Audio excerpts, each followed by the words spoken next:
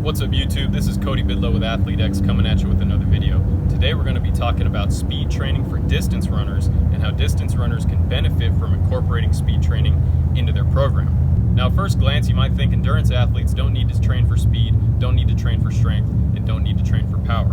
But if you think that, you're sadly mistaken. If you look at people who are running the fastest times in the world at the mile, the 2 mile, the 800, these guys are really fast. They're faster than the average person out there and probably faster than the average athlete. They just also have exceptional endurance qualities which allow them to maintain that speed for a very long duration of the race and kick even faster at the end. Now if you want to run faster, even in the mile, the 2 mile, heck even in a marathon, then you can improve your ultimate time by improving your foot speed as long as you keep those endurance training qualities intact.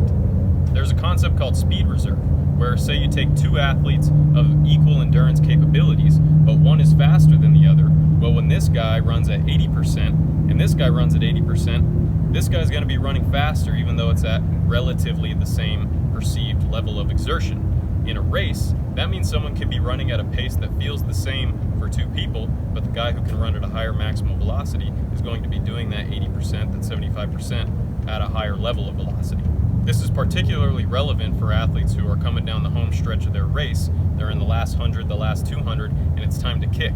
Well, if you have two guys who have the same amount of gas left in the tank, but one guy is faster than the other, then the guy who's faster, when he kicks, is going to leave the other guy behind him in his dust. So when you think about what you're trying to achieve with your long distance training, you need to consider what role speed training can play within that whole program. Now, how do you train for speed? Well, first of all, it needs to be at maximal intensity. It needs to be at relatively short distances, and you need to be fully rested when you start that workout. You don't want to go into a speed training workout with a sore hamstring, feeling really tired, or feeling totally flat. That's not going to be beneficial. You should be training speed on days where you feel great, and you feel ready to attack the workout, and you feel quick and light on your feet.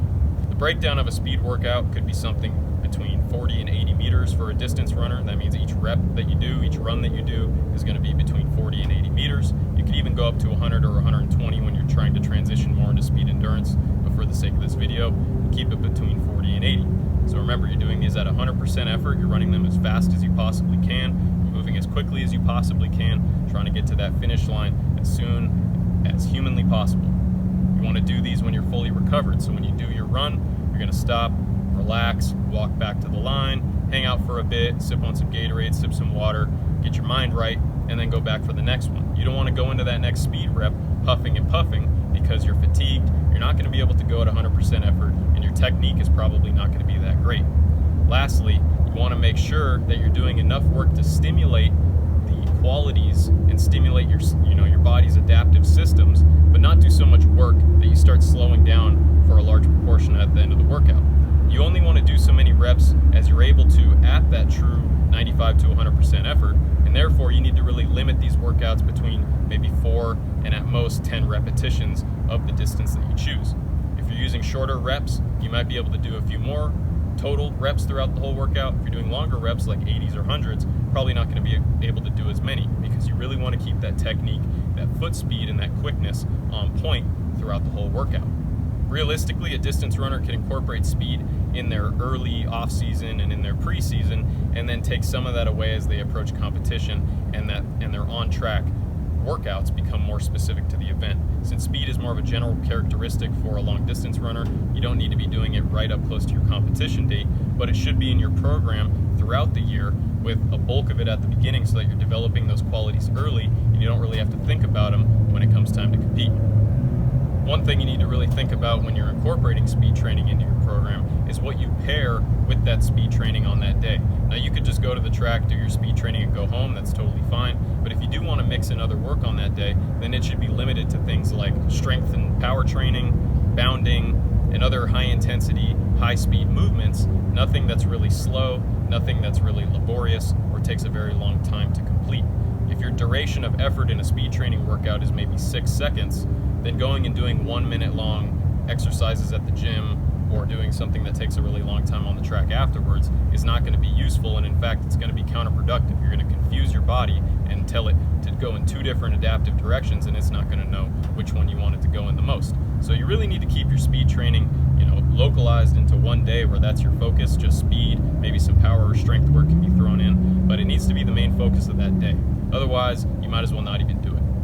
I would suggest starting with just 1 day a week. You do some speed training, maybe in your early off season or into your preseason.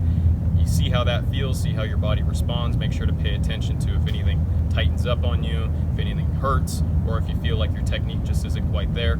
You may want to go research. Go look at the fastest milers in the world and see how they're running. You might even be able to see a video of them doing speed or speed endurance work, and you can emulate their technique.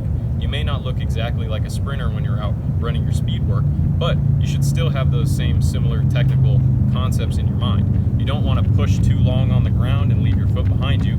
You don't want to drive your knee super high. You want it to just be about here. And you really want to focus on picking that foot up, stepping it back down, and doing that as rapidly as you possibly can. If you complete these workouts when you're fresh, you do them at a very high intensity level, you rest adequately between your reps, and you make sure that you only do as many as you can at that high intensity level, and you don't do a bunch when you're starting to fatigue and run slow, you will see a benefit a few months down the road. You may even see a benefit in a couple weeks, but most people it's going to take a couple weeks to start to get the hang of the movement, start to get the hang of running at that more rapid stride frequency, and then it's going to take some time for your body to incorporate that improved speed into your distance running. And then once you're comfortable there, you can then take that into your distance training, run your training reps at a faster velocity, and now you're going to be really starting to gain those benefits, which you will see when it's time to compete months down the road.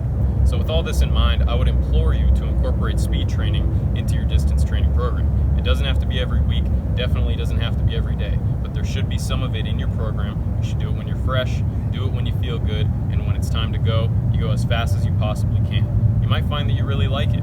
Over time, you will see the benefits start to kick into your training. You'll run your training reps at a faster speed. That's going to lead to your competition times dropping, and ultimately when it comes time to race, you can be confident that if you're neck and neck with someone in that last 100, that you can put on the burners and beat them to the finish line right when it matters.